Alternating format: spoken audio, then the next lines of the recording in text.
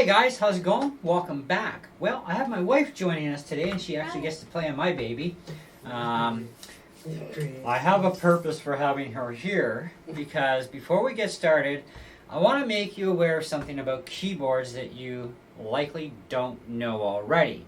If you're already a piano player, well, you know, so there you go. But those of you who don't, the lesser the amount of keys, octaves are going to be shifted. Okay, from a normal position than you would play on something like with 88 keys or 76 keys. Positions are definitely going to be changed to get the same sounds happening. So if you would play your comfort zone G, as we call it, or I call it. Now if I played that G in the same type of position, because the amount of keys that are empty over here not being touched, it's going to sound like this.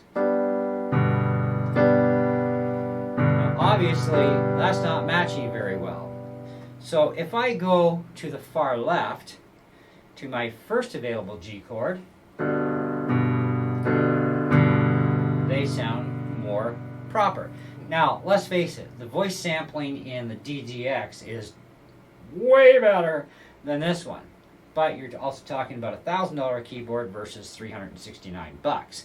And speaker difference, cabinet sizing, all that stuff makes up, as well as the voice sampling rates too. So, that being said, there's nothing wrong with this keyboard that's in front of me. It is an awesome beginner keyboard. It has 61 keys, but you do have to play in a different area to get that sound. So if you are playing with your instructor, for example, okay, and they happen to be playing on a little bit bigger keyboard, obviously, then you're going to have to go to the lower half. You can't play in the same area as them to have that sound the same. Because if you look at, for example, one of the songs I wrote, okay, this is a little bit of it, played in the comfort zone, we'll say.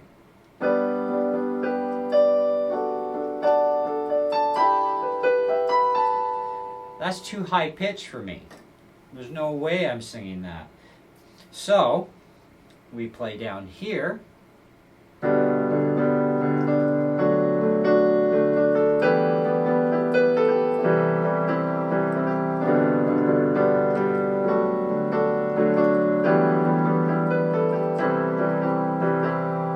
Much, much better. And I can sing along with this keyboard with my song. I just have to remember I got to play more to the left. Okay, so that's something to be aware of. So if you have 76 keys, instead of playing at the first G level, you'll play at the next one up, and you would be the same idea as the behemoth there. Okay, so that's just to give you a little bit of an idea there. Now, pitch bender wheel. You can bend the pitch on any of the over 700 different sounds that are in this thing. As a piano learner or beginner, the only sound you really need to be concerned about right away is actually your piano voices that you're going to use, or maybe you want to have an organ sound. You have plenty of those to choose from on this keyboard. So if we were to go to an octave piano, grand, a little different, bright piano, getting shrilly. Harpsichord. Another one. Honky tonk.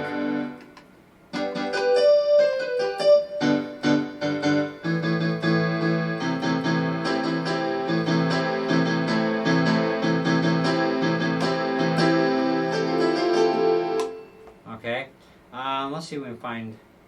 Ooh, Cool Galaxy. I love that one.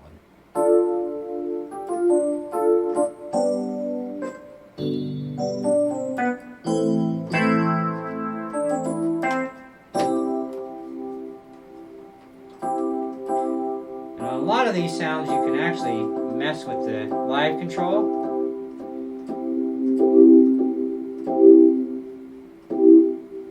Do some really funky stuff.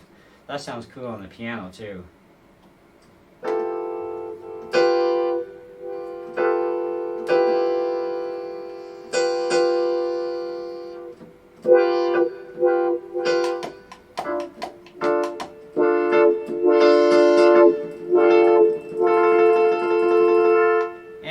mess with that with every sound. Anyway, so you also have hundreds of different styles too for your beats to play along with.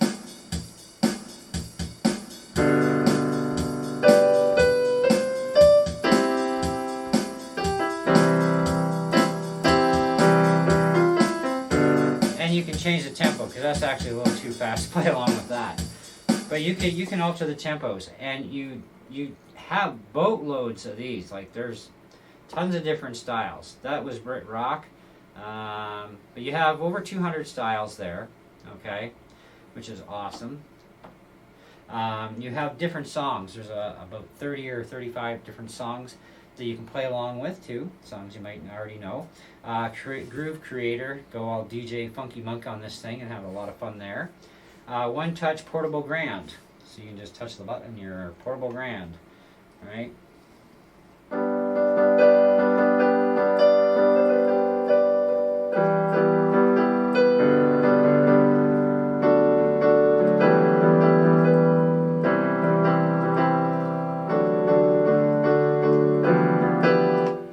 Okay, I know I missed a note.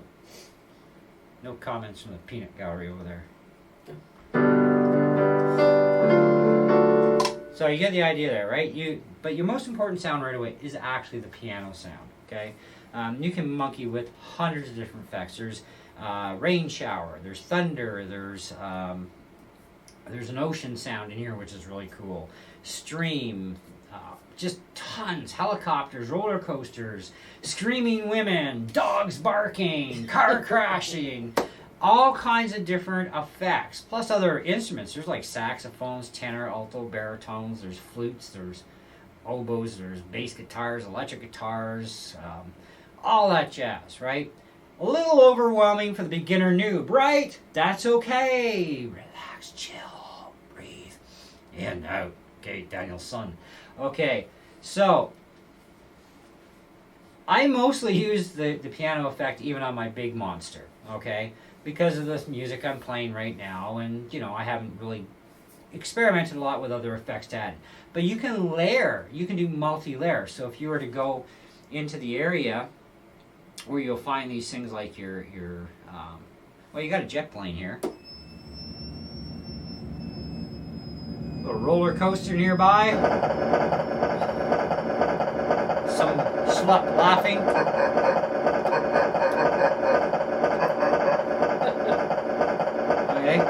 The woman.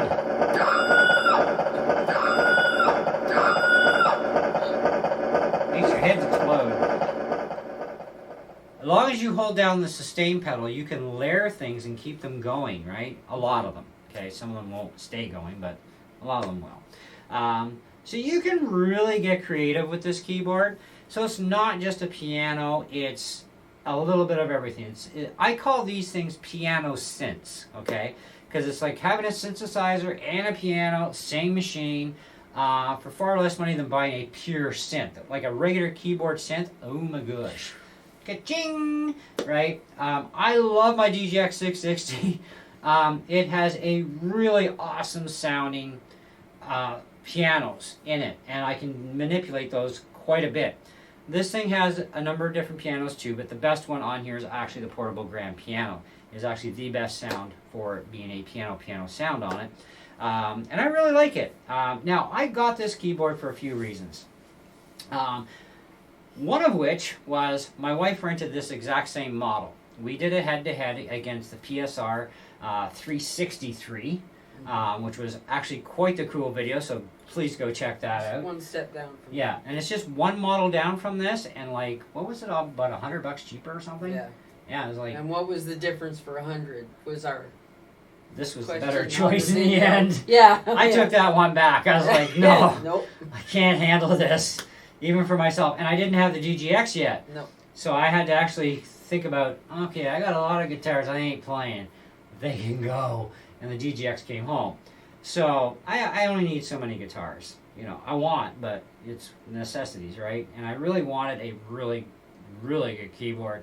And I've been eyeballing the DGX for a long time. And I am not a pro player. I'm still like a beginner. But right now I know like literally thousands of songs, because all you need is 3 main chords and you can play thousands of songs, literally, right? And so I'm doing really well, and I'm accelerating that much more. Also because I have weighted keys, I have 80 keys, I got more octaves available.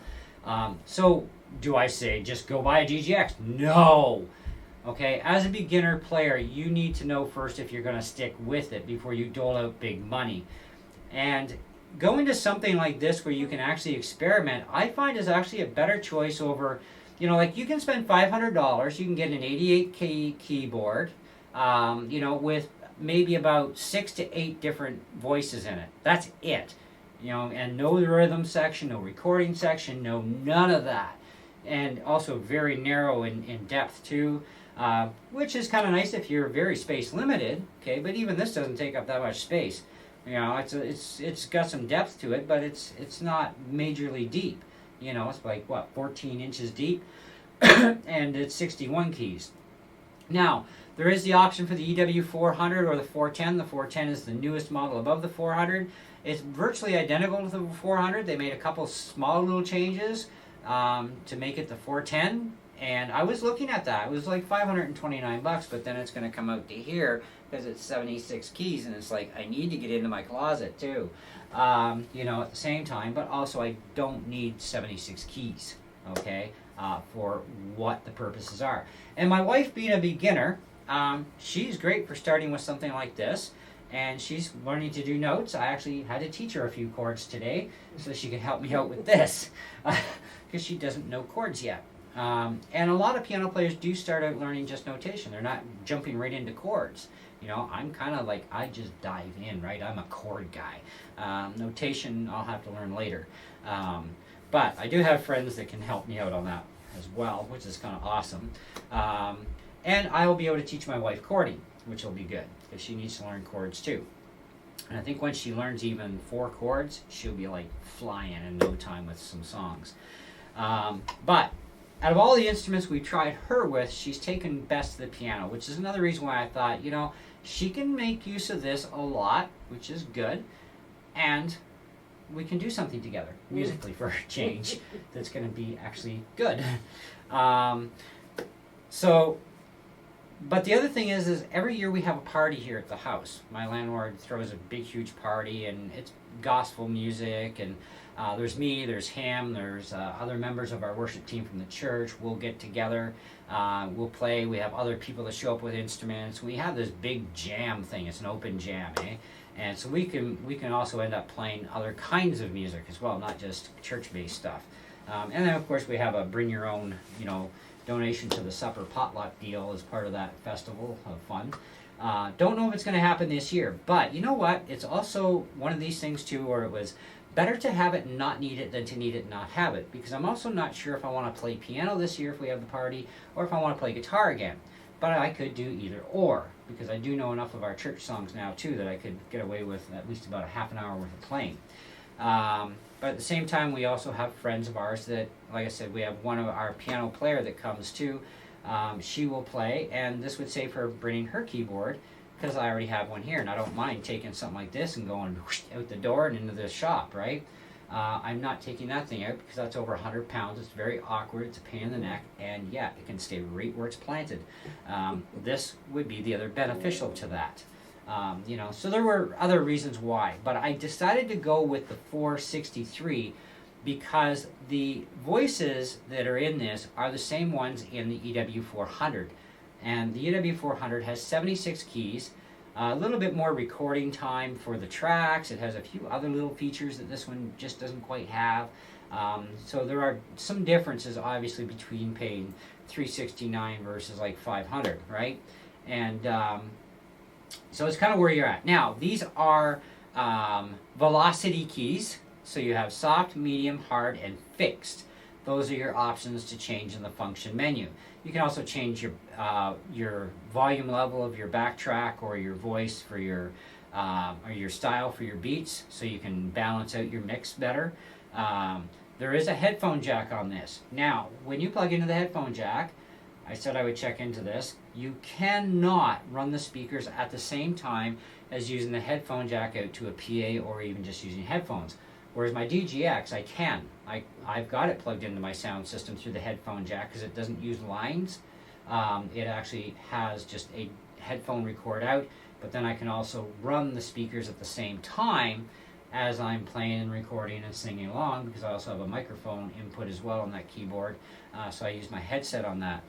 This one here does not have the ability for a microphone, obviously. Price point, come on, you pay for features. But this one here, you cannot run the speakers at the same time. So if you're going to plug this thing in and you want more oomph, for example, okay, then you can go into a keyboard amp with it and let her wail and get really obnoxious in the crowd. You can plug it into a PA system, but then you're going to need a stage monitor beside you so that the PA can refeed an aux channel to you for your piano, so you'll be able to hear it. Otherwise, you're not hearing nothing except through the house speakers, and that would kind of suck. So you could actually use this, I wouldn't say in a professional capacity, because of the quality of even the piano in this is not to professional standards, but it is really good, and it is great for beginners. Intermediate guys would probably like this as a beach toy to take with them. It's easy, throw it in the back seat, away you go off to the beach. This runs on batteries. Something like that does not. Okay, no chance. So this is definitely 100% portable. And for $369, you get a keyboard, you get a power supply, you get the manuals, obviously, so it also tells you every single voice and exactly and precisely where they all are, because they only give you a small little cheat area here. Of course, you get the music stand with it. Now, as far as the piano stand, that is separate. Pick and choose what kind of model you want. I got this Apex stand. It was about 36 bucks. And then, of course, you're going to want a sustain pedal for sure. And that's kind of a must for any piano player, because you go here, you can hold it, but if you want something to flow continuously, you need sustain.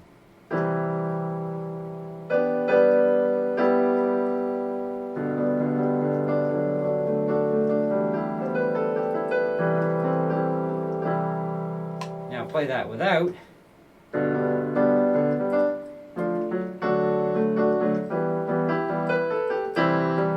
It's too choppy chop. It's too duh.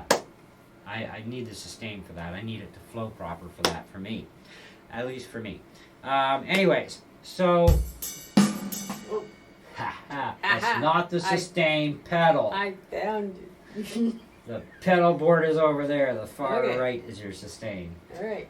And then you got a dampener pedal and some other stuff. Alright. Anyways, so go figure. Here, you want to play tag on that one? No. There you go.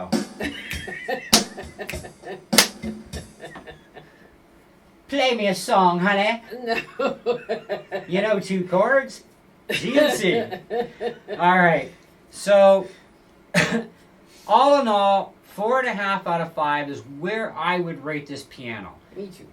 For a beginner, absolutely the best money you're going to spend, and you're going to get the best of not only having a really good sounding piano,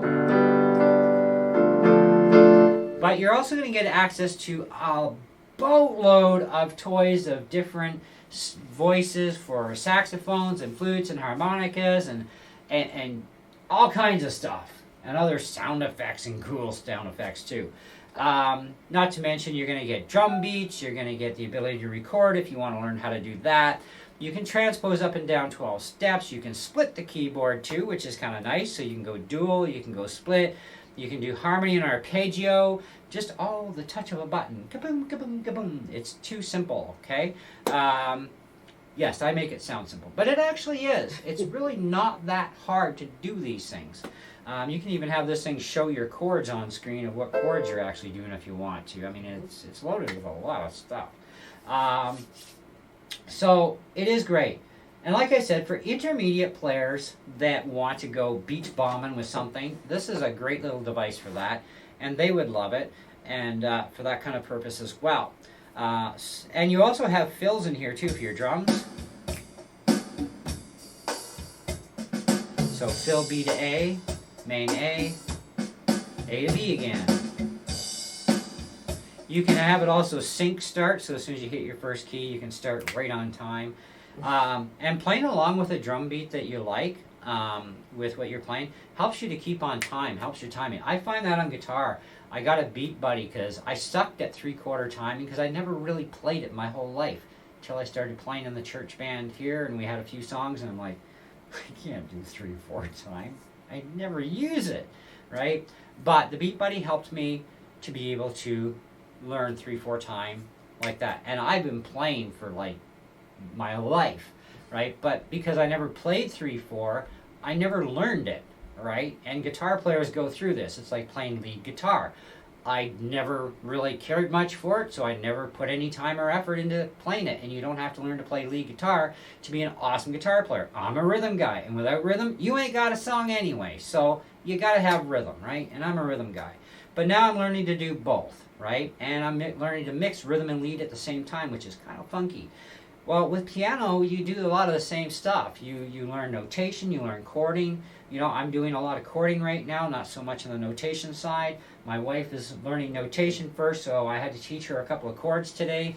And let me tell you, it was a little frustrating because she was a little wonked about it, but now she knows about the chords. And she probably also, she won't admit to it, but she probably already knows about 6 chords because I showed her a bunch of majors and minors in a row and how to just do them. But she definitely remembered the G and the C. So give us a G, would you, honey? And give us a C.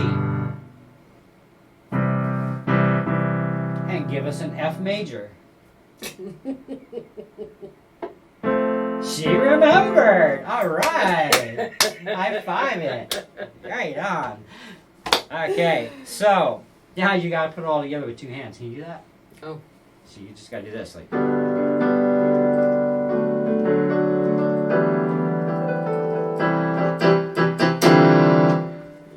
I'll give you time. You'll be Liberace in no time. Anyways, I've been playing piano my entire life too. It's just that I'm self-taught piano player. I know chords. And since I learned to use my left hand and my right hand at the same time, instead of just doing this one finger stuff. Now you can kind of get away with that, but it sounds so much better when you add it all.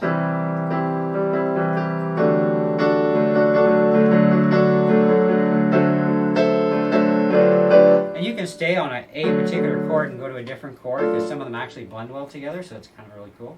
So it'd be good if you learn to use both left and right hands. Anyways, so you'll learn as you go, obviously. I'm still learning a lot, but at least I can play a lot of songs now, which makes me really happy since I learned to use both hands. And even the stuff I've written, I've done a lot of music for already and putting it together on the piano, and it is totally different on piano than it is guitar, because I find that singing while playing piano is a very interesting concept for me. Sometimes I can go a little off key, where I do the same song on guitar and I rock the song. It's different, right? But you learn as you go. It's all practice. It's all dedication to it all.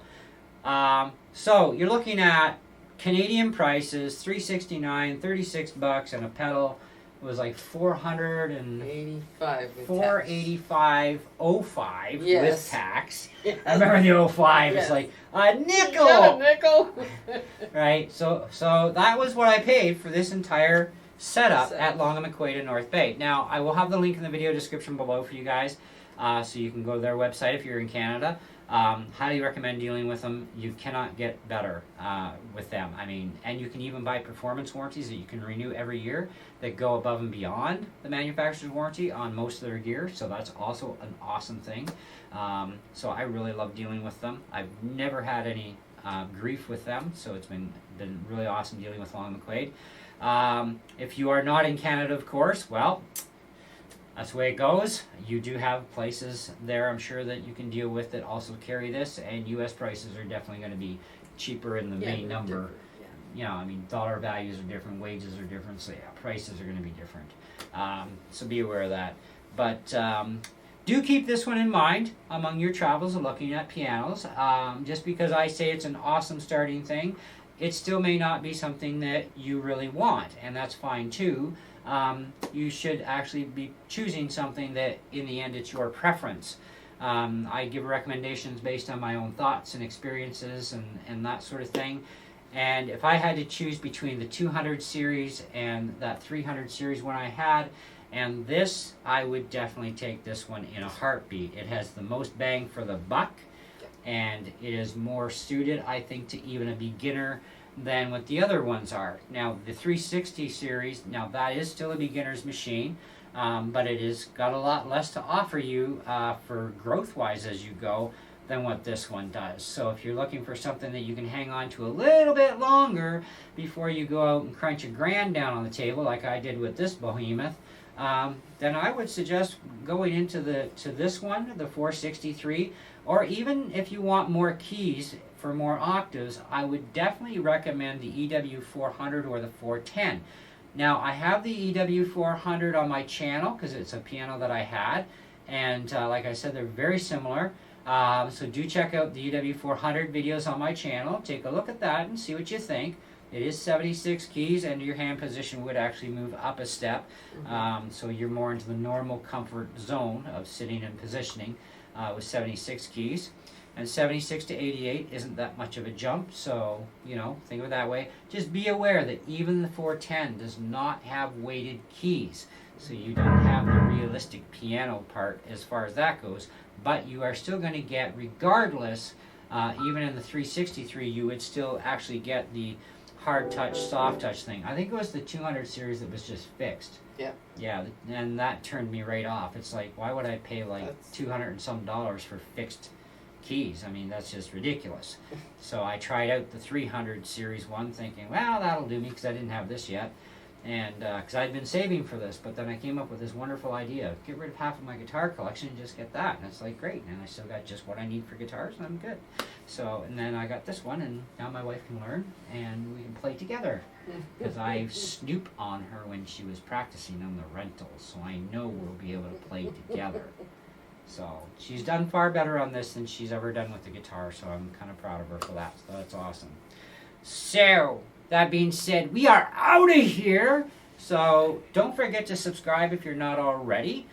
Smash the notification bell. I have some tech reviews coming for you guys. No, it's not music tech. But I do have some tech stuff on the way that I'll be getting soon, and some other videos upcoming. Also, stay tuned for the head-to-head video with these two. I'm going to give her a few days to practice up and get her fingers back to normal again. And then we're going to do a head-to-head comparison of this to this thing, and just so you guys get a really good idea of, you know, under $400 as a main unit versus a grand.